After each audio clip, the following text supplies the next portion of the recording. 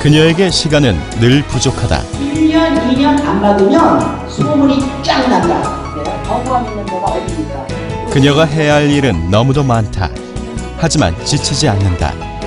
그녀는 시민의 대표, 서울시의회 김현선 의원이기 때문이다.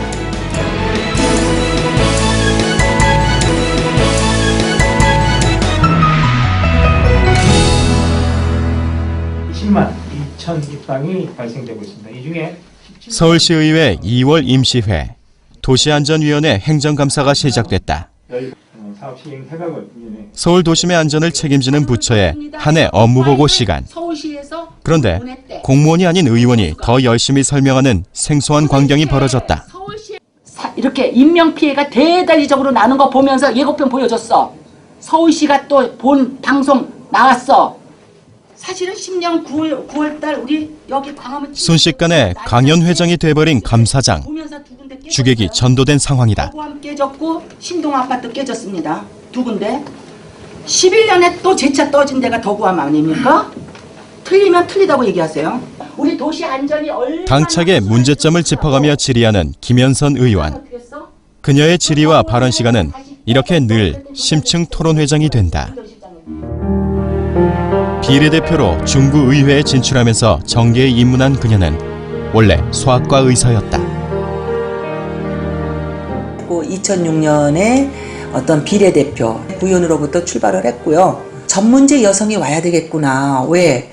이런 행정직을 파헤치고 집행부에 대해서 하려면 먼저 알아야 하는데, 저는 뭐 시대적으로 저희들이 당연히 들어와야 할 시대에 저는 그런 제도가 있었고, 또 저는 그걸로 인해서 들어왔다라고 생각하고요. 생활 정치에 가까운 시의회 특성상 소속 지역은 물론 서울시 전체의 민원 현장이 그녀의 일터. 언제나 옳고 그름을 당당하게 외치는 그녀는 서울시의회의 유일한 무소속 의원이다. 임기 전반 그녀의 주관심사는 우면산 사태였다. 제가 작년에 상임위원회가 바뀌면서 도시안전위원회에 갔습니다. 그런데 그때 보니까 우면산 산사태가 저희 위원회 일이더라고요. 그런데 사실은 우면산 산사태가 난 것은 굉장히 의미 있는 겁니다. 산간 지방에 있는 그런 도서지역에서 난 것이 아니라 서울시 도심 한복판에 있는 산사태가 8차선 남부 순환도로인가요? 그 부분을 넘어서 레미안 아파트 2층까지 덮쳤다. 그리고 사망자가 16명이나 났다. 과연 우리가 어떻게 대처하는지 원인을 알고자 했을 땐 정말 상임위원으로서 이걸 좀 제대로 알아야 되겠다 싶어서 1차 조사 보고서에서 7월 달에 나오고 9월 달에 발표한 것에 보면 12군데가 났지만 4군데만 축소해서 조사했기 때문에 부실하다. 그랬기 때문에 박원순 시장이 부임하자마자 이런 많은 시민단체나 유족들이 불만족을 갖고 2차 원인 조사를 시작해서 작년에 제가 연말 11월 23일 날 공청회 때 가서 봤습니다. 정말 눈 가리고 아웅한다 라고 할 정도로 정말 누더기 보고서고 사실과 다르게 하는 것을 보고 안타까워서 그때부터 제가 집중적으로 제가 조사를 했습니다. 도시안전위원회를 주축으로 우면산 사태 조사특별위원회를 꾸린 그녀는 우면산 사태의 발생 원인을 파악하고 산사태 방지 대책을 마련하는 데 온 힘을 기울였다. 강우량에 대한 것입니다. 강우량은 어떤 설이 아니고 직접 왔다는 사실적 기록입니다. 그럼 그 사실적 기록은 이미 기상청에서 데이터를 가지고 있고 저 또한 갖고 있습니다. 그러면 그 자료를 어떻게 해석하고 어떻게 이거를 분석하느냐가 굉장히 중요한데, 지금 보고서에 보면 우면산 산사태 발생 시간과 무관하게 당일날 강우량이 얼마나 왔는지에 대한 분석을 했답니다. 120년 만에 한 번 올까 말까 한 예측 불허의 그런 비다 라고 결론을 냈습니다. 근데 어처구니가 없습니다. 120년간의 자료가 없습니다. 1907년에 기상청을 서울 시내에 처음 했기 때문에 120년간의 자료가 없고요. 두 번째로는 120년만은커녕 2011년에 온 강우량, 가령 시간당 최대 강우량, 아니면 1강우량, 아니면 뭐 3일 강우량 이런 것을 비교해 보더라도 2001년인가요?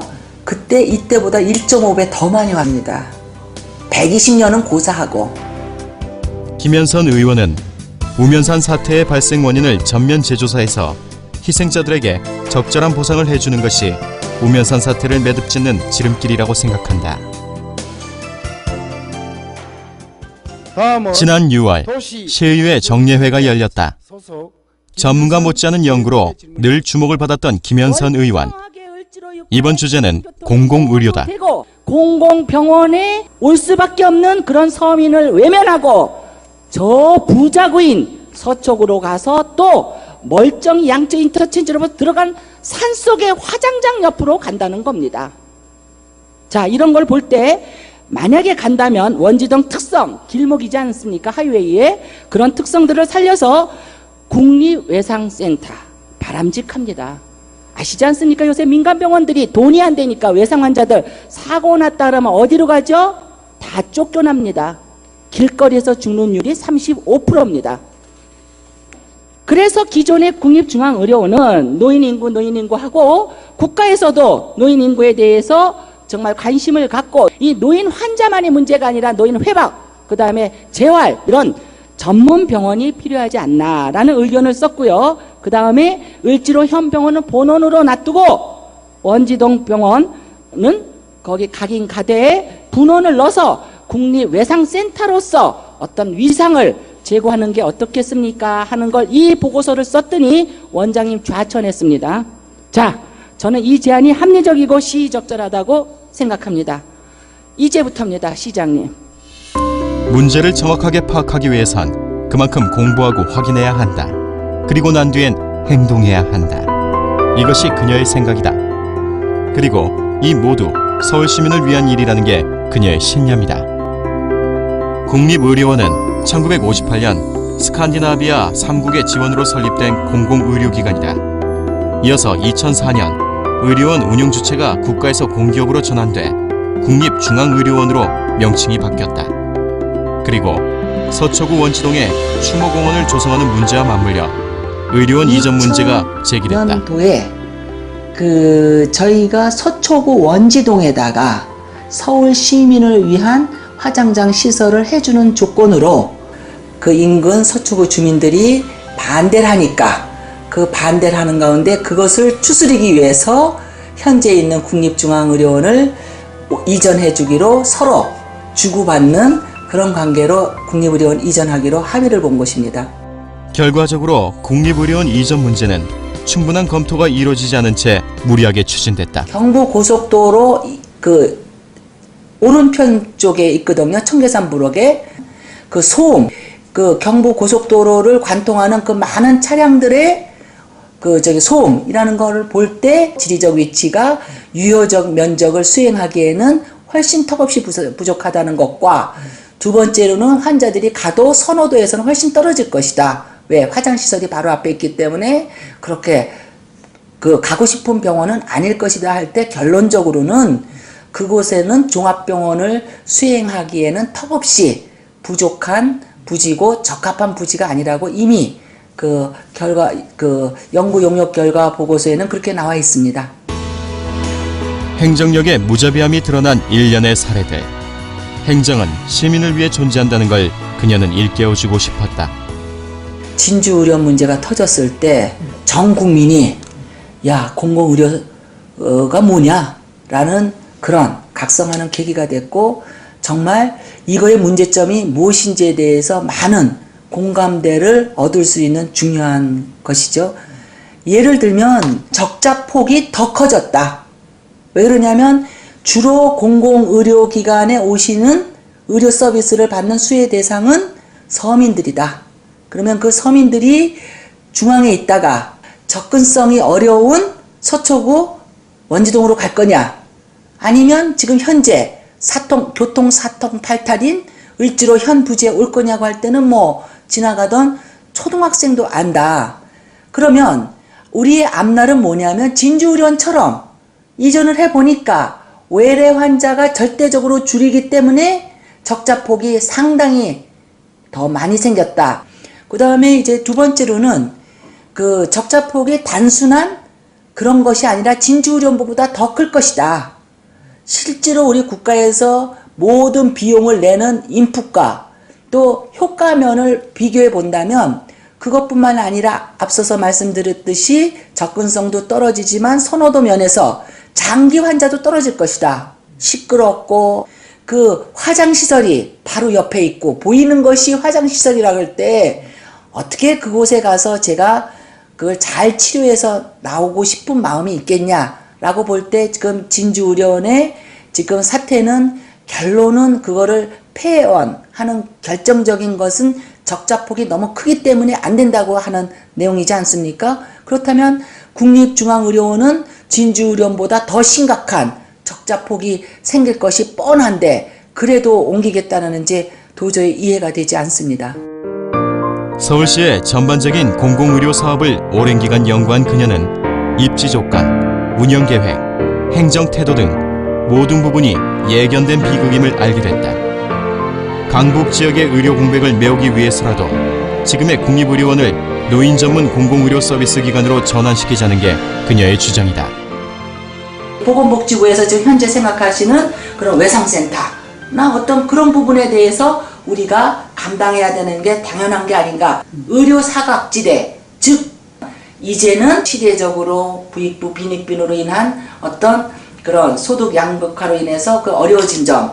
두 번째로는 비용 대비 그 효과적인 측면에서 저희가 좀 선택과 집중을 해서 그 노령화된 많은 노인들을 위한 어떤 이제는 그 내용 있는 그런 질적인 서비스를 하게끔 우리가 변환돼야 되지 않을까. 저는 그렇게 생각하고 또 그 다음에 민간병원과 싸울 것이 아니라 민간병원들이 미처 못하는 그런 의료사각, 예를 들면 외상환자들이라든지 그걸 할 수 있는 전문성, 그러면 공공의료기관의 그런 어떤 서비스의 그 격도 하나 올리고 그 다음에 함께 할 수 있어서 정말 공공기능을 좀 이제는 변환하고 질적으로 다가가야 되지 않을까. 저는 그렇게 생각합니다.